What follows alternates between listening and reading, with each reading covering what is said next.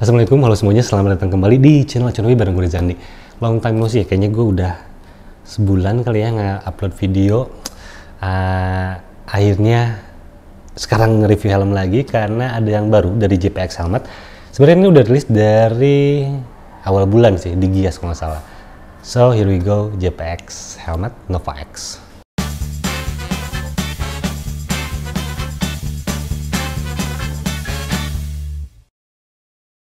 Oke, dengan rilisnya helm JPX ini, varian open face di kelas menengah mungkin ya, atau mid-end, tuh jadi makin seru, makin ramai banget. Ada NJS, ada RSV, ada KYT tentunya, ada NHK kemarin juga baru rilis gitu. Sekarang tambah lagi ada JPX nih yang turut meramaikan dengan desainnya yang cukup agresif lah gitu kelihatannya. So gue bakal review helmnya langsung aja. Mulai dari eksterior dulu seperti biasa, oke? Gue buka dulu sih pelindung visornya. Oke, sebelum gue lebih jauh lagi soal eksteriornya, sorry gue potong dulu dikit, gue pengen jelasin beberapa hal yang menjadi poin penting juga sih menurut gue yang harus dibahas. Untuk sarung helmnya ini mirip dengan KYT dengan warna-warnanya yang warna abu gelap, abu terang, dan juga garnish aksen warna merah. Oke, ini untuk sarung helmnya. Lalu setiap pembeliannya kalian dapetin kayak manual book dan juga stiker. Cuman yang gue bingung, ini tuh dapat stiker ada pin lock, yang gue nggak yakin ini stiker ori karena printing gitu loh, ini stikernya ini printing gitu. Lalu ada stiker JPX emergency concept, bukan quick release. Lalu ada don't touch the visor, oke lah gitu. Tapi yang jadi concern gue ini pin lock, sementara di helm ini nggak ada pin lock post. Ini sih yang concern gue pertama soal kelengkapan yang lo dapetin. Kalau misalnya nggak ada pin lock ya nggak usah dicantumin ini sih menurut gue ya. Oke. Itu yang pertama. Sekarang kita ngebahas soal desainnya. Dari eksterior dulu. Desainnya ya ini perpaduan dari dua helm sebenarnya gitu. Sebenarnya gue tidak membandingkan secara langsung, cuman kelihatannya, sepenglihatan gue, seingat gue ini helmnya mirip dengan beberapa light up open face yang cukup terkenal gitu. Biar kalian yang menilai ini mirip helm apa. Jadi secara overall emang desainnya agresif. Dia menunjukkan beberapa garis-garis yang cukup compact, tapi terlihat agresif karena spoilernya di sini cukup besar terlihatnya gitu. Lalu di bagian atasnya pun ini bagian top air ventilation-nya ada dua dengan mekanisme yang sliding. Cuman dia bentuknya lebih menonjol, jadi nggak seamless, nggak. Jadi dia punya dia ngeliatin banget lekukan dari si ventilasinya. Dan gua langsung dibahas aja soal secara subjektif soal materialnya ini, karena gua belum tahu pasti ini materialnya apa. Cuman feelingnya waktu gue ngegeserin si top air ventilationnya ini kayak nggak terlalu solid gitu, nggak kokoh, kayak lemas banget aja gitu menurut gue ya, nggak ada kliknya. Itu yang pertama.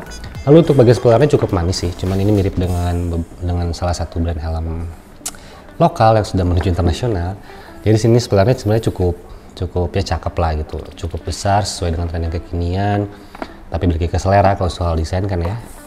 Cuman secara ukuran, secara proporsional dimensinya ini cukup pas sih dengan si lekukan si helmnya. Oke, dengan ada dua buah lubang exhaust ventilation di sini gitu. Oke, jadi untuk ventilasinya hanya ada top air dan juga di rear spoilernya. Lalu untuk desain lainnya, sebelah kirinya ini ada mekanisme untuk naik turun si sun visor-nya berbentuk X, jadi identiti dari si Nova X, JPX Nova X. Identitinya di sini kuat juga, ada bentuk S di sini. Lalu ada tulisan di sini sun visor, jadi slide active sun visor. Walaupun menurut gue ini nggak perlu, karena kita tahu ini untuk sun visor, cuman ya mungkin untuk pemanis maksudnya gitu. Tapi sini ada tulisannya nih sun visor gitu. Untuk bandingannya ada 4 buah, di depan JPX, di kiri kanan juga ada JPX, di kanan JPX, dan di belakang juga ada JPX helmet. Semuanya di sana sama, cuman ada identity Nova X di belakang gitu. Untuk typography, gue termasuk orang yang ke typography sebenarnya kurang greget gitu tulisan Nova X nya, cuman ya minimalis sih Oke, jadi untuk desainnya overall tadi gue bilang di awal ini agresif, bentuk visornya juga compact, dia nyatu dengan garis si shellnya gitu. Cukup urban yang agresif sih, jadi helm kota yang ya sesuai dengan zamannya sekarang sih, bentuk-bentuk yang seperti ini gitu. Oke, itu untuk eksteriornya. Sekelas soal eksteriornya, sekarang gue lanjut ke bagian visornya. Visornya yang pertama dia belum mempunyai fitur visor lock, jadi di sini nggak ada fitur visor lock. Oke, tinggal langsung naikin. Cuman dia ada roll di bagian bawah sini. Dia ada roll untuk menggenggam si visornya waktu kita naik turunin si visornya gitu. Tapi ada stopper juga di sini. Nilai plusnya ini ada stopper visor di kiri kanannya. Lalu ya tadi seperti gue bilang di awal ada mekanismenya, berarti ada sun visornya. Helm ini sudah dilengkapi dengan sun visor. Oke, mekanisme sun visornya nggak terlalu apa ya, nggak ada kliknya, cuman ya is oke lah sun visor gitu. Yang penting dia ngunci sih, ngunci waktu di atas lah, dia nggak cepat turun, mudah-mudahan seperti itu ya gitu. Lalu untuk fitur lainnya di visor tuh yang ada lagi sih, cuman bentuknya emang dia cukup panjang cuman nggak lebay gitu. Lalu untuk filling mekanisme si bracketnya atau holder face shieldnya, dia cukup ringan sih, ada steppingnya, dia ada stepping dan ini ringan, effortless lah menurut gue. Kayaknya masih bisa pakai satu tangan. Kayak udah pernah ngerasain naikin helm visornya NFJ cukup berat kan, harus pakai dua tangan, cuman kayak ini masih ringan. Lalu concern gue yang lain ada di bracketnya atau face shield holdernya. Di sini dia finishingnya carbon lux finishingnya, dan ini mirip dengan mekanismenya NFJ. Seingat gue sih NFJ yang kayak gini ya. Ini mirip dengan NFJ, ada button-buttonnya, dan bahkan lekukan di sini bagi ke soal desain helmnya, dan lekukan ini pun mirip dengan helm NFJ sih. Dia ada lekukan di pipinya di sini. Mungkin nanti waktu dipakai lebih panjang sih, kelihatannya kayak gitu ya. Ntar kita lebih fokus di bagian fitment. Oke, itu sekilas untuk face shieldnya atau visornya dan juga untuk eksteriornya. Lalu lanjut ngebahas soal materialnya. Jadi material ini masih ABS, masih termoplastik, tentunya dengan harga di bawah 1 juta. Lalu untuk sertifikasinya dia sudah DOT dan juga SNI. Ya oke lah gitu. Untuk melihat detail bendingannya DOT itu jadi bikin manis aja gitu. Cuma untuk sertifikasinya, ngomong soal sertifikasinya sebenarnya menurut gue nggak terlalu jauh berbeda dengan SNI gitu. Berbeda dengan sertifikasi Snell ataupun ECE. Dia lebih apa ya? Lebih kelasnya di atas DOT dan juga SNI kalau ngomongin soal Snell dan lain-lain. Oke, sekarang lanjut ke bagian interiornya. Yang pertama fokus soal interiornya. Di sini gue ngeliat ada tulisan glasses fit. Di bagian kiri kanan ada glasses fit. Mungkin ini menandakan helm ini wearable glasses. Cuman gue bakal memastikan lagi nanti waktu di bagian fitment gue bakal cobain pakai kacamata apakah emang nyaman. Helm ini untuk user berkacamata gitu. Lalu lihat bagian interiornya. Untuk bagian bawah di sini bisa kalian lihat ada detail brandingan lagi, huruf X kayak triple X kayaknya.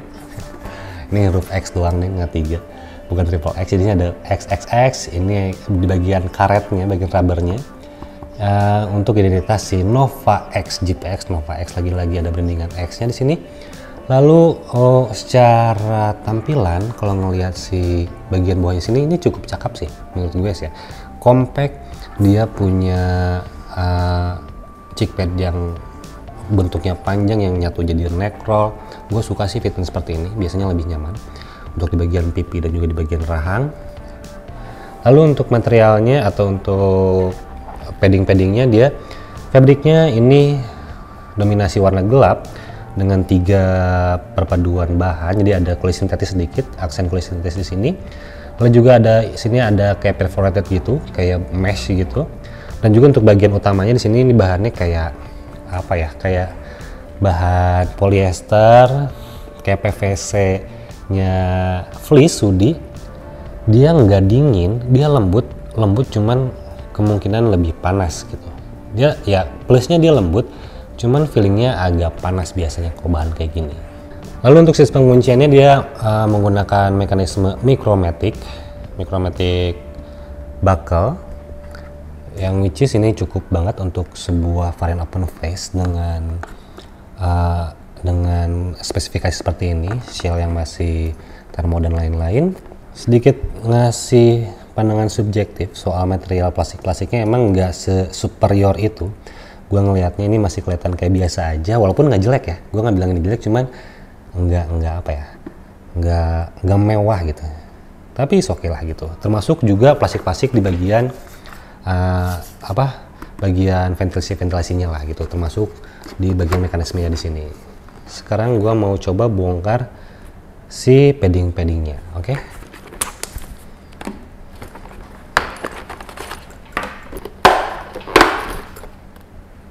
Ngebahas dulu si IPS-nya karena ada fitur tambahan. Untuk di sini dia sudah ada fitur intercom ready atau ada slot untuk speaker intercom. Jadi untuk yang teman-teman menggunakan intercom, speakernya tuh ada tempat khusus di sini dan dia udah ada lapisan kayak bludrunya lagi atau velcro halusnya. Jadi kalau misalnya kalian udah ada speakernya, dia nggak harus pakai double tip lagi, tinggal tempelin aja gitu, pakai velcro kasarnya ke sini. Ini lebih memudahkan kalian yang memasang speaker di sini. Oke, dan ditutupi pakai foam gini, nggak tutup lagi ya. Lalu IPS-nya dia dominasinya warna putih. Dominasinya warna putih, cuman dia tuh ditutup pakai kain perforated gitu, sama ada busa, ada padding busa di bagian atasnya. Di sini dia ada padding busa di sini tuh. Nah, concern gue tuh soal tadi barusan gue ngecek sebentar, emang lubangnya ada 4 lubang totalnya, 2 di depan, 2 di belakang. Tapi masalahnya untuk yang lubang bagian depan tuh ini tertutup. Tertutup oleh si kain perforatednya. Nah, ini gue nggak tahu kenapa, mungkin barang gue aja ya yang tertutup seperti ini, karena seharusnya menurut gue lubang itu tidak tertutup sih, walaupun oleh kain sekalipun itu cukup tertutupnya oleh paddingnya aja gitu. Tapi sini di bagian IPS-nya dia tertutup oleh kain perforated. Dan ini untuk paddingnya, seperti yang gue bilang tadi, ini bahannya cukup halus, cuman memang feelingnya sedikit panas sih gitu. Ini cheek padnya seperti yang gue bilang tadi, ini bentuknya panjang menyatu dengan neck roll. Dan mekanisme untuk melepasnya tuh dia ada 2 buah button di bagian bawah di sini, 2 buah button, dan di bagian atasnya di sini nih menggunakan velcro, dan bagian bawahnya ini yang diselipin tapi tidak ada pengunci, diselipin dan ya udah gitu, tinggal ditempelin doang gitu. Ini tidak ada fitur quick release system. Lalu dia kasih kasih kain tambahan juga sebelah sininya ini untuk nge-cover si speaker gitu, mungkin biar nggak kayak ada yang nempel ke telinga, dia nggak terlalu sakit, tetap halus gitu. Itu untuk cheek padnya. Lalu untuk crown padnya juga cukup halus, tidak terlalu tebal, ini size nya M helm ini pas sih gitu, nggak tebal-tebal banget dan nggak tipis-tipis banget, jadinya kita nggak ngerasa kayak pakai helm gede tapi busanya tebal gitu. Ini menurut gue cukup pas sih untuk ketebalan si busanya. Lalu untuk mekanisme membukanya di bagian belakang di sini, di bagian leher belakang, tungkuk belakang tuh menggunakan 2 button, dan bagian depannya diselipin ya hampir sama lah kayak beberapa brand helm lain gitu, diselipin di depannya. Itu untuk interiornya. Sekarang kita lanjut ke bagian fitment. Oke, sekarang kita masuk ke segmen fitment. Di sini gue bakal coba si helmnya. Untuk informasi, helm ini tuh punya size M, dan kepala gue tuh lingkar kepalanya 55 sampai 56, seharusnya pakainya S. Cuman helm ini nggak ada atau nggak dijual atau entah nggak dibuat untuk ukuran S-nya. Jadi ini size-nya M yang fitnya kemungkinan besar untuk lingkar kepala 5758. Oke, sekarang kita coba dulu helmnya.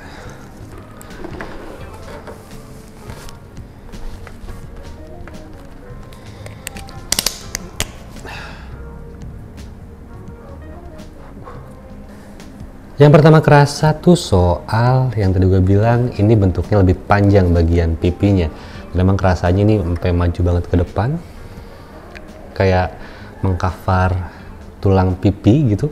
Kesannya jadi gue suka sih untuk fitment yang seperti ini, cukup nyaman jadinya. Ngerasanya kayak helm semi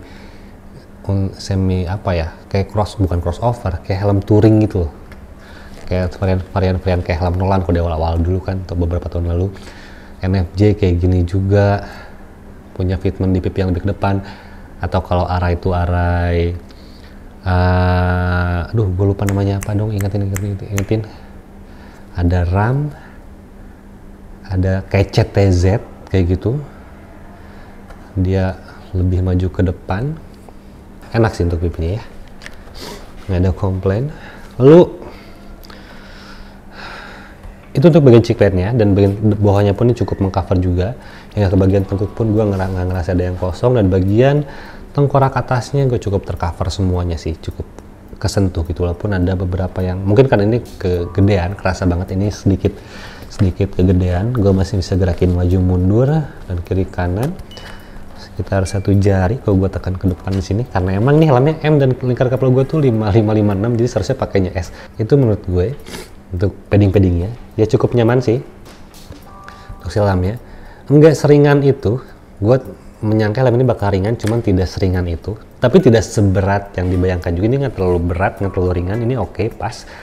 Cuman entah kalau misalnya kita ntar coba riding selama 30 menitan atau 40 menitan, apakah masih terasa nyaman atau enggak sih.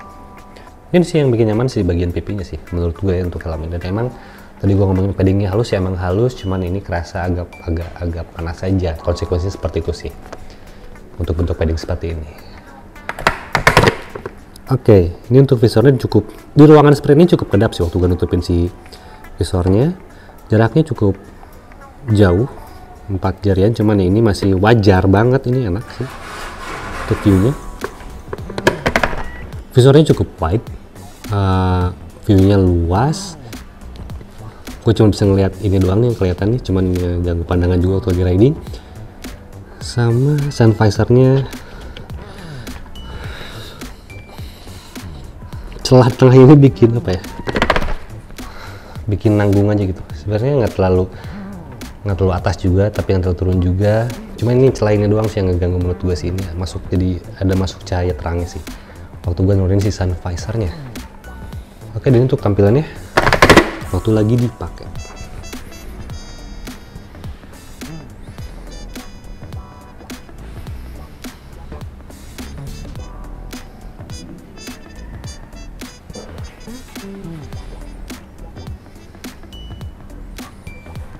Kelupaan soal kacamatanya.